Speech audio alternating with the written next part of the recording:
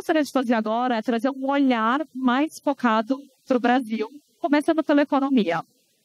Então, não é novidade que a economia global e local tem sido um grande desafio. Quando a gente fala de expectativa de 2024, o crescimento é de 2%, a renda média do brasileiro permanece abaixo de R$ 3.000 e a taxa Selic alta acima de 2 dígitos com mais de 10%. Então, com certeza não é um cenário muito favorável. E eu queria até trazer um pouco do que aconteceu em 2023. Em 2023, a gente fechou com o PIB crescendo quase 3%. Esse foi um crescimento 3 vezes maior do que foi projetado no começo do ano passado. A gente chegou numa taxa de desemprego de 7,8%, a menor taxa desde 2014. E a gente fechou a inflação com 4,62%, que foi o menor nível desde 2020. Os números não são incríveis, mas a verdade é que o fato da gente estar superando a expectativa que foi definida no começo do ano trouxe para o mercado um otimismo conservador. Quem vai falar um pouco mais de tendências de economia, quem vai dar um pouco mais dessa projeção, vai ter a Atlântico, uma VC focada em startups que estão passando por transformação digital. Eu não sei se vocês conhecem eles, todo ano eles deram um relatório de transformação digital. Eu sou fã desse relatório, recomendo, está disponível no site deles, e eles vão fazer uma apresentação com alguns dos highlights desse relatório para vocês. Então, como eu disse, existe esse otimismo conservador acontecendo no mercado, e isso tem impactado o sentimento do brasileiro em relação às suas finanças pessoais. Uma pesquisa comparando o sentimento do brasileiro com a média do global, o Brasil está num lugar muito melhor. Então, a gente percebe aqui, em comparação ao ano passado, eles acreditam que as suas finanças pessoais estão melhores e eles são extremamente otimistas no próximo ano. E a gente sabe que para mover a economia é essencial um consumidor otimista e é isso que a gente tem com o brasileiro esse ano. Os profissionais de marketing também estão mais otimistas. Enquanto o ano passado a gente teve um ano com muitos cortes de budget ou até congelamento de budget, 65% dos profissionais de marketing que a Aspire falou teve aumento nos orçamentos de marketing desse ano.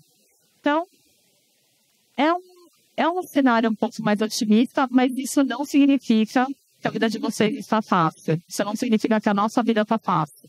A pressão por resultado continua e ela nunca foi tão grande. 80% do investimento, do orçamento de marketing hoje é dedicado para KPIs de curto prazo, para performance de curto prazo, como vendas, taxa de conversão, leads. Vocês concordam com isso, gente? Sim, né? Então, a vida não está fácil. E quem vai falar um pouco mais de como você ter um crescimento sustentável no momento de economia desafiador vai ser o Pedro da Winkler, nosso parceiro e patrocinador hoje. Então, falamos aqui um pouco do contexto. Existe esse otimismo conservador, porém os índices econômicos não estão muito positivos. Temos budgets maiores, temos um consumidor mais otimista, mas a pressão por resultado é grande e ela aumenta a cada ano. Então, como encarar esses desafios de frente e ter sucesso? Alguém tem um chute? Uma palavra. Difícil, né? Mas a resposta é simples. Mas simples não é fácil, né, gente? O segredo da resposta, na verdade, é a gente focar no único fator que vai garantir o crescimento do negócio, o cliente. A gente tem que entender quem é o nosso cliente. E a verdade é que as empresas não têm clientes web e as empresas não têm clientes app. Apesar de muitas vezes a gente estar estruturados assim nas empresas, a gente está falando de um único cliente. As empresas, elas têm clientes. E está cada vez mais difícil acompanhar a jornada desse cliente em toda a sua jornada de compra e conversão. A gente sabe que os clientes hoje estão em todos os lugares, eles compram de qualquer lugar, e o cliente de maior valor têm mudado o seu comportamento de forma rápida. Difícil acompanhar suas mudanças. Então, a gente trouxe duas apresentações muito bacanas hoje para falar exatamente disso. A primeira delas vai ser com a nossa VP de Product Marketing, Carrie, sou fã dela. Ela vai falar um pouco da complexidade da mensuração, de como vencer esses desafios. E a gente vai ter também o nosso patrocinador e parceiro, Clevertech, falando com a Evelyn, o nosso cliente, sobre a importância de uma estratégia omnichannel. Então, a gente sabe que a gente tem que focar no nosso cliente, que o nosso cliente não é web, que o nosso cliente não é app, que o nosso cliente é simplesmente um ser humano, como todos nós, uma pessoa que acorda, dorme, come. Mas e o aplicativo, né? Onde ele se encaixa nisso tudo? E não é novidade que a gente tem cada vez mais de celular, a gente é cada vez mais digital. O que pode ser novidade é que o Brasil é o terceiro maior mercado com números de celulares no mundo. O usuário, ele alterna a sua navegação entre web to app em média 5 vezes. E aquele usuário que tem esse comportamento de web to app tem um gasto 30% a mais quando comparado com aquele usuário que é só web. Então, respondendo a minha pergunta para vocês, qual foi a estratégia do app nesse contexto? O app, ele é um acelerador para atingir os seus resultados de negócio. É para onde o dinheiro está indo, é para onde o cliente está indo, é para onde o cliente de maior valor está indo. E quem entendeu isso muito bem foi a Claro, com essa transformação digital. Então, a gente vai ter a Priscila, que lidera a operação da Claro Flex aqui no Brasil, junto com a Rafaela, nossa diretora comercial, contando um pouquinho mais desse case, de como tem sido essa transformação digital para a Claro. Então, acho que está claro, né, que o aplicativo, ele é muito importante, sem dúvida alguma. Eu acho que aqui é até um pouco redundante eu falar isso. Se vocês estão aqui, é porque vocês acreditam nisso, é porque vocês já sabem disso. Então, vamos entender um pouco de como a indústria de app marketing tem se comportado aqui no Brasil. Então, vou trazer alguns dados, começando pelo... Eu acho esse um dado muito forte, ele mostra bastante o termômetro da estratégia da indústria, que é o investimento em aquisição de novos usuários. Então, como vocês podem ver nesse gráfico, a gente teve uma queda drástica de investimento na aquisição de usuários em 2023 em relação a 2022. Essa queda, ela representa muitas coisas, né? Para começar 2022, parece outra vida, mas a gente ainda estava em pandemia, estava surfando uma digitalização, uma transformação mobile nunca vista antes. Então, era esperado, sim, investimento quando a gente voltou à normalidade, né? Mas, mais do que isso reflete muito numa mudança das empresas por busca por eficiência. Então, as empresas deixaram de focar em aquisição acelerada em usuários para começar a falar de rentabilidade. E rentabilidade pode significar algumas coisas, e a gente vai falar disso.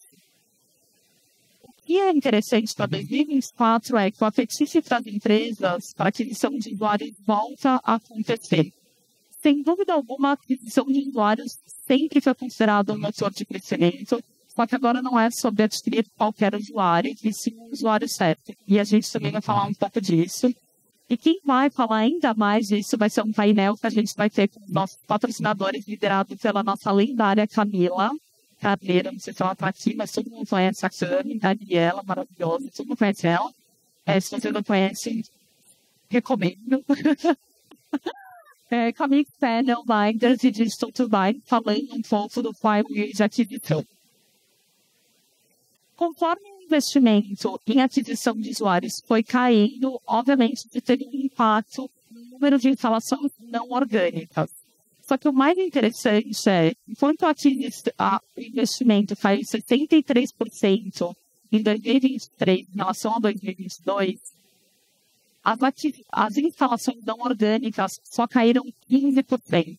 Isso mostra que a indústria, de fato, conseguiu atingir essa eficiência que ela tanto buscava, que é como conseguir fazer mais com o mesmo, como conseguir fazer mais com menos. Outra coisa que eu gosto desse gráfico, que mostra, e a gente também vai falar um pouquinho disso, é como a curva do iOS volta a crescer muito rapidamente depois de uma queda que teve no primeiro trimestre do ano passado, inclusive crescer bem mais comparado a Android. Isso mostra, para mim, dois fatores. O primeiro, o conforto da indústria de começar a fazer iOS, acreditar, entender melhor como fazer mensuração e atribuição para iOS, que a gente sabe que não é fácil. Desde as mudanças de privacidade que aconteceram em 2021 com o app, o Brasil tem priorizado esse sistema operacional, mas também fala dessa mudança da indústria por eficiência e rentabilidade e buscar usuários de maior valor. Então, vamos falar disso. Vamos falar dessa busca de usuários com maior valor. Na AppsFlyer, a gente gosta sempre de alinhar com os nossos clientes seus business desire outcomes, seus objetivos de negócio, para que juntos a gente consiga montar um plano de como atingir esse objetivo de forma mais eficiente e trocar ideias de que podem ser estratégias que vão te ajudar a ter sucesso. E nessas conversas, a gente sempre percebe alguns temas recorrentes. O primeiro tema é aquisição de usuários qualificados. E a principal estratégia que a gente tem discutido para a aquisição de usuários qualificados tem sido, de fato, voltar a priorizar iOS. Durante muito tempo, o mercado do Brasil simplesmente não olhou para iOS. Por quê? É 10% da minha base, não é um volume significativo, é complexo, eu prefiro focar os meus esforços, os meus investimentos em Android, que eu entendo, eu consigo mensurar, consigo atribuir e consigo fazer. Essa já não é mais a realidade. Desde Q4 do ano passado, a Apple ultrapassou a Motorola, que foi em segundo lugar no share de vendas de celulares no Brasil. A gente está falando hoje de 20% de penetração da Apple de iPhones no Brasil. Então, é um volume muito mais significativo. Mas não é sobre volume, é sobre valor. E quando a gente olha para valor, a iOS tem um share de receita em app muito mais significativo quando a gente olha em relação ao Android, por exemplo, para shopping 34%, para foodtrends 47% e para entretenimento 55%. Aqui não é volume de vendas, aqui é valor. Então, por mais que a base de iOS seja muito menor do que Android, essa base gasta mais. Não é novidade que o iOS ele acaba entrando nas faixas mais altas e é por isso que a gente acaba tendo esse share mais representativo. Outra estratégia que a gente fala bastante de aquisição de usuários qualificados é diversificação de canais. E o que eu quero dizer com diversificação de canais? Não é só apenas mídia paga, é olhar para todos os seus mix de canais, olhando tanto para mídia paga quanto para mídias próprias. Quando a gente olha para uma empresa que de fato faz diversificação de canal, a gente tem aí um share saudável entre 1/3 para mídias próprias, 1/3 para o que a gente chama de SRMs, Self-Reporting Networks, como Google, Meta, TikTok, Twitter ou X. E não SRMs, como DSPs, programáticos e assim vai. A gente vai falar hoje, inclusive, qual foi esse slide, mas a gente, inclusive, quer apresentar hoje alguns dos nossos parceiros de retail media. Eu sei que muito tem falado de retail media no mercado, de e-commerce media. Então, como que a gente começa a considerar eles como um potencial parceiro para a gente diversificar a mídia? Então, eu mostrei aqui como seria um share quando a gente fala de uma empresa que diversifica canal. Na realidade, é que apenas 3 entre cada 10 empresas do Brasil de fato diversificam. E isso faz com que 90% do seu investimento, dos seus esforços, das suas conversões estejam alocadas principalmente em SRMs. A gente está falando nesse último semestre de 90% das conversões vindo de SRMs. SRMs, Google, Meta, principalmente Google Meta nessa porcentagem. Diversificação de mídia, ela traz uma eficiência na compra, ela ajuda a reduzir custos, mas muito mais do que isso, ela ajuda em outras metas de engajamento com o seu usuário. Um exemplo disso é o stickiness. O quanto o seu usuário volta para o seu aplicativo, o quanto esse usuário é engajado. E quando a gente olha a curva de quem diversifica canal em relação àqueles que não diversificam, a porcentagem é sempre maior, tanto para iOS quanto para Android. O slide está aqui, gente. Commerce Media vai vir hoje, vai ser no final do dia. Recomendo, vai ser um papo muito bacana, liderado pelo Gui Bassani, que está responsável por a plataforma de Data Collaboration, junto com Magalu, Privalha, PicPay e RDS. Então, falamos do primeiro objetivo de negócio que a gente tem conversado muito com vocês, de aquisição de usuários qualificados. O segundo é rentabilizar a base existente. Passamos pela aceleração do mobile durante a pandemia. Como que eu consigo rentabilizar essa base de usuários que eu fui adquirindo nesses últimos anos? Então, a primeira estratégia, sem dúvida alguma, é a importância do marketing. A gente sabe que o engajamento funciona um aumento de 1,5 vezes na proporção de usuários pagantes, e isso tem representado, inclusive, no comportamento da indústria. As conversões vindas de remarketing cresceram. Então, Q4 do ano passado cresceu 18%, 6% nesse último trimestre do ano. E quando a gente olha para a indústria de finance, que foi a indústria que mais trouxe a rentabilidade como foco no ano passado, teve um crescimento de 68% nas conversões de remarketing. Outra estratégia que a gente fala para rentabilizar a base existente é mídias próprias. Né? Então, o que eu quero dizer com mídias próprias? É quando vocês usam os seus próprios canais, seus próprios meios de comunicação para levar o usuário para o aplicativo. Então, pode ser um SMS para o aplicativo, um e-mail, algum esforço de social, web-to-web, referral, QR Code. Tudo buscando levar o usuário para o aplicativo para gerar alguma conversão. É importante ser levado em consideração quando a gente está falando de uma estratégia de mídia própria. É muito, muito importante remover ao máximo as fricções que esse usuário vai ter saindo de um lugar e indo para outro. E o que podem ser fricções? Links quebrados. E acreditem ou não, existem. Eu tenho certeza que vocês já experienciaram isso. Falta de personalização e falta de contextualização. Não tem nada mais frustrante do que clicar para comprar um produto e você ir para uma página direta no aplicativo. Não tem nada que mais vai impactar esse resultado do que isso. E a gente tem aqui um estudo que mostra quando você usa uma tecnologia que permite personalização, contextualização e evita links quebrados, você aumenta a sua conversão de instalação entre 3 a 5 vezes quando você usa um link genérico, que não tem personalização, que não tem contextualização e muitas vezes gera essa experiência quebrada entre o clique e a instalação. E quem vai abordar um pouco esse assunto de a mensuração de forma holística vai ser o Eduardo, nosso Customer Success Manager, que vai ter uma conversa com o Bradesco, superintendente do Bradesco, junto com a gerente sênior Jéssica, falando da estratégia deles, de uma visão holística, integrando a mensuração não apenas de mídia paga, mas também de mídias próprias. Muitos objetivos de negócio que a gente tem falado, e o último é como eu faço a utilização com base em dados que eu tenho confiança e vão me dar a assertividade necessária para tomar decisões de negócio. E com as perdas de sinais, a otimização baseada em dados tem sido cada vez mais desafiador. Então, é essencial falar de uma estratégia que vocês vão conseguir navegar a era da privacidade, que ela já está presente há muito tempo e ela vai continuar acontecendo.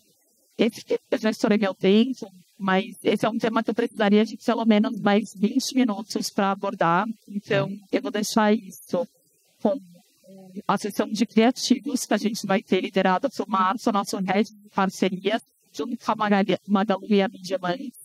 Como o criativo, a gente sabe muito bem que o criativo ele é uma alavanca de otimização muito poderosa.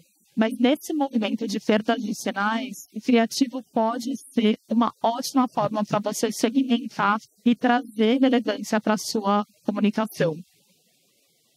A gente também vai ter a nossa VP de Data Collaboration, também diretamente dos Estados Unidos, falando sobre o conceito de colaboração de dados.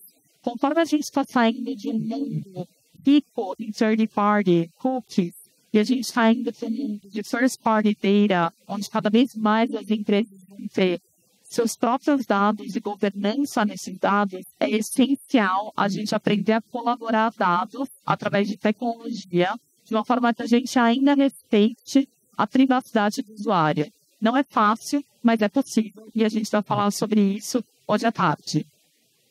Então, muitos temas. Esses são os principais takeaways, tá? Os principais objetivos de negócio que a gente tem discutido com eles, os desafios dos nossos clientes, a aquisição de usuários qualificados, de iOS, diversificação de mídia, para vocês conseguirem atingir esse objetivo de forma mais eficiente e rápida, rentabilizar a base existente com retarget e mídias próprias e otimizar a base e otimização baseada em dados, com colaboração de dados e usando o poder criativo. Pessoal, muito obrigada. Eu espero mais uma vez que vocês tenham um ótimo dia com muita troca. Vou estar aqui no evento. Vai ser um prazer conhecer vocês. Obrigada.